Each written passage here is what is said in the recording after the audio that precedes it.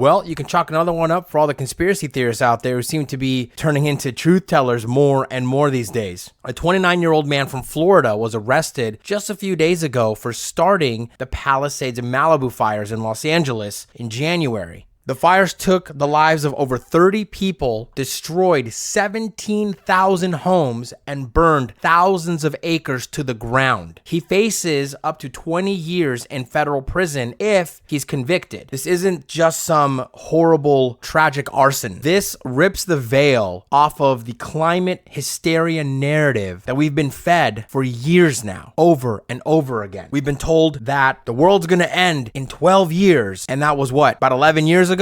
We got a lot to go over. Hey, don't forget to like this video and subscribe to the channel if you're new. It helps me out a lot and I will greatly appreciate it. Now on to the video. Every single time there are wildfires in California, which have been going on for centuries before there was even a California, every time it happens now, politicians and media go crazy and immediately blame it on climate change or global warming or some term that they like to throw out there. Before the fire is even put out, while people are still fearing for their lives and seeing their entire world go up in flames, they're going out there and pushing the political narrative. They constantly claim that somehow hot weather, sunshine make forests spontaneously combust into flames, fueling these uncontrollable fires. But the reality is, fires don't erupt out of thin air. They don't just spontaneously combust. Something or someone has to cause these fires. And in this particular case, in the Palisades, it was a person. It was a someone. Jonathan Rindernacht was a self-proclaimed climate extremist based on his social media posts and profiles.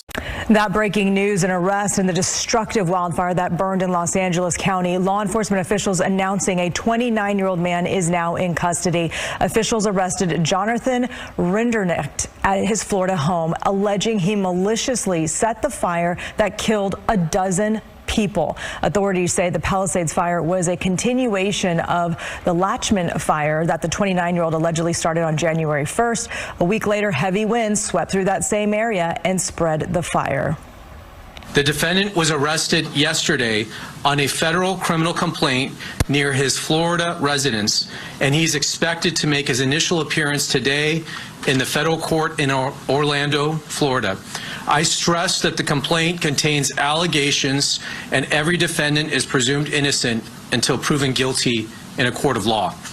The allegations in the affidavit are supported by digital evidence, including the defendant's ChatGPT prompt of a dystopian painting showing in part a burning forest and a crowd fleeing from it. The complaint alleges Rindernacht took photos on his phone and listened to a French song that involved imagery of things being lit on fire. Officials also say they collected evidence from his devices, including an image they say he generated on ChatGPT depicting a burning city.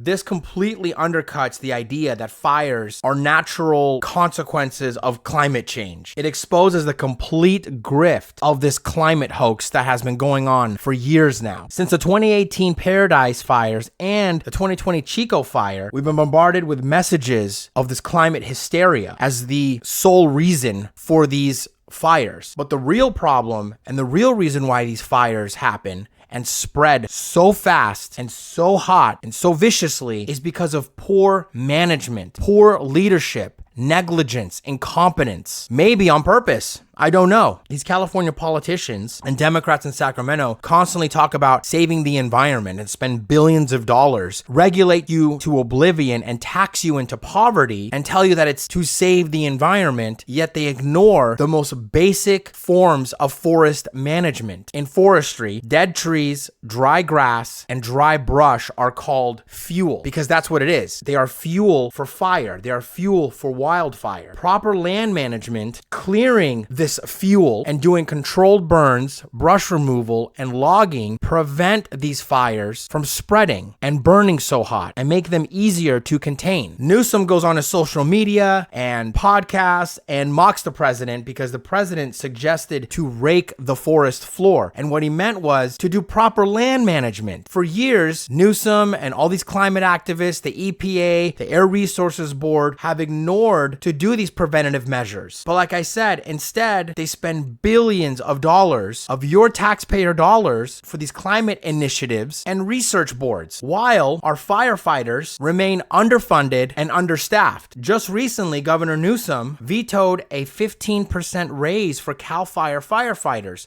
calling it too expensive, while spending $300 million on this power grab redistricting BS and spending billions of dollars into the Air Resources Board for carbon neutrality. So I'm here at Mount Howell, and what you see behind me, vast majority of the land is federal land. 57% of the land in the state of California is under the jurisdiction of the federal government. Just 3% of our land is state jurisdiction. That said, California has 10x the investments we've made in vegetation, forest management, and prescribed burns. At the same time, the federal government has not made the kind of investments the state's making. That's why we're asking the President of the United States to sign a simple executive order.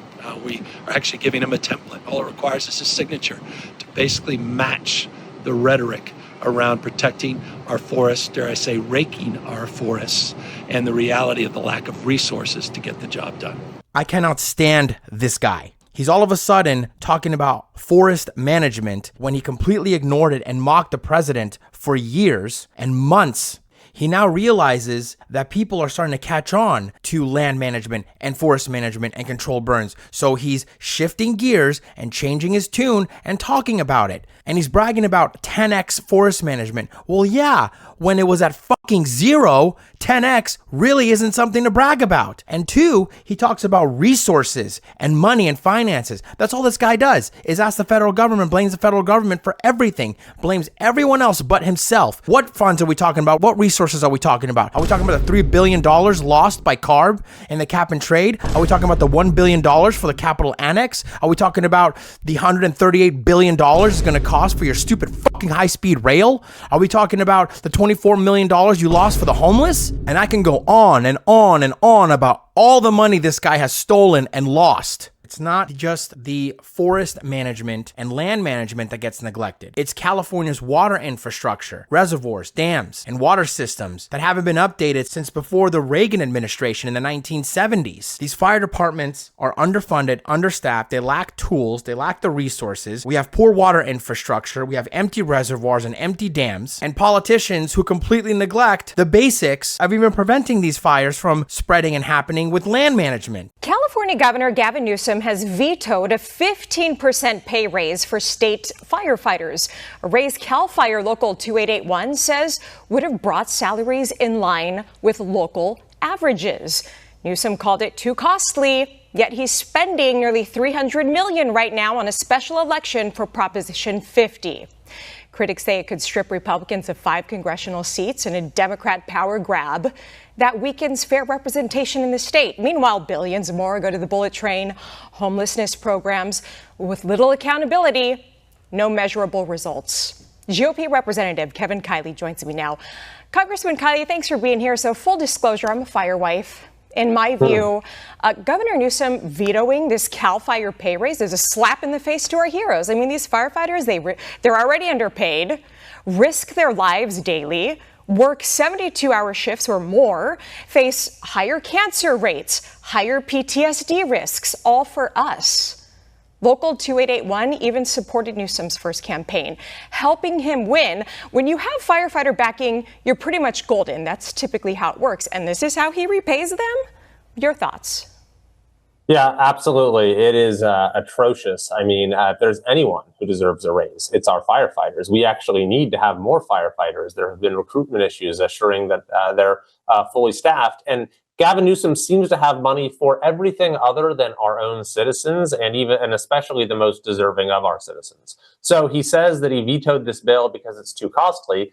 But as you said, at the exact same time, he's spending $300 million on a special election whose only purpose is to gerrymander the state to the hilt. Or how about the fact that he's spent $20 billion, north of $20 billion, over 2 years providing free health care for illegal immigrants in California, the only state to do that. Or the high-speed train, $20 billion he just committed to over the next 20 years. And yet he can't find room in the budget for a raise for our firefighters. He can't find room in the budget. He had to cut funding. He said he cut funding for foster kids because it was too expensive. Yet he has money for all of these other political vanity projects and other things that are actually actively harmful to our state. It's an absolute disgrace. It's the priorities. Right, Congressman? Right after the Pacific Palisades fire at that, where the fire chief even said budget cuts were part of the problem. So CAL FIRE reports more than 8,000 wildfires in 2024 alone,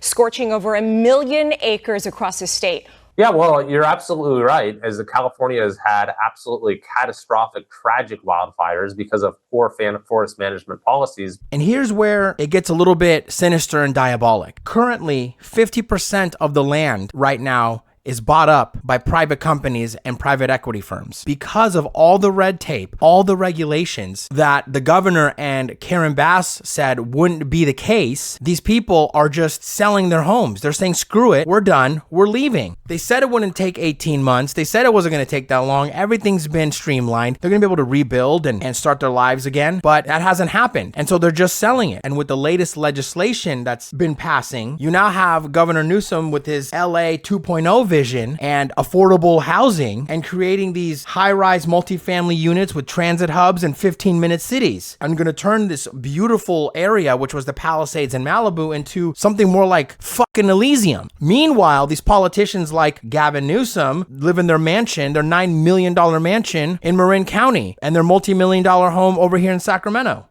And the worst part of this whole thing is that this guy, in order to prove that there's a climate crisis, had to fabricate a wildfire to say there is a climate crisis. How does that even make sense? These people preach about the climate, but have to resort to manufacturing evidence and manufacturing events. And here's another thing. Why isn't anyone covering the fact that this person got caught? Yes, there's some local news. Yes, there's a few conservative content creators, but no one's talking about how this person caused this. Just kind of forget about it and move on to the next thing. It's just like in 2020. There were multiple California fires traced to arsonists, but the media never talked about it because our trustworthy state government agencies said they were minor, insignificant. Well, they should still cover it. It's news. It's the same with these Palisades fire. Oh, it's climate change, but it turns out to be a person. Well, that's how questions arise. How do we know all the other fires in 2018 and 2020 weren't caused by people and blamed on climate change? How does the saying go? You do not hate the mainstream media enough. I would even argue you don't hate government enough. So all these wildfires aren't because of changing weather and because the sun is hot. They could have all been prevented. There's a failure of leadership and politicians here in California. This is just years of mismanagement, political narratives, money laundering, and theft. We don't need more taxes. We don't need more regulations. We don't need more green initiatives. We need good leadership. We need proper forest management. We need to have proper infrastructure like reservoirs and dams. We need to support and equip our firefighters so they can do the job properly. Until that happens, California's affordability crisis will continue. Gas, water, energy, homes will all still be the highest in the nation and will continue to increase until we acknowledge and expose these fake narratives and gaslighting manipulative tactics that these politicians and government officials tell us. And like I keep saying in every single video, in order for there to be change in California, we need to change. If you like this video, leave a like and possibly subscribe. Thanks for watching, and I'll see you on the next one.